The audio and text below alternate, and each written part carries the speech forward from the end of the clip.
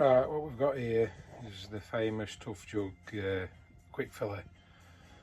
Obviously, when they stand for a while, they either dry up in the O-ring or the O-ring goes and then they just leak. So we're just going to have a quick go at trying to sort this one out. We've got to just squeeze them two clips together.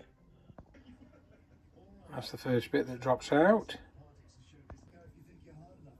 This one's obviously, well, I got water on it, gone rusty around that spring.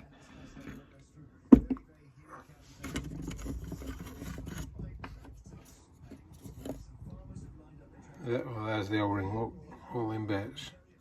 We'll get that out and go from there. Yeah, that's the O-ring, look, just been chewed up. We'll try and replace that.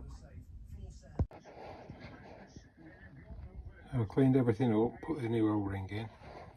It's actually an Imperial O-ring, which is in the blue box. And we'll put it back together. There you go, we'll put it back together.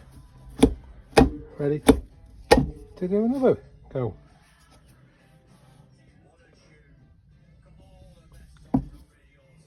Budget repairs.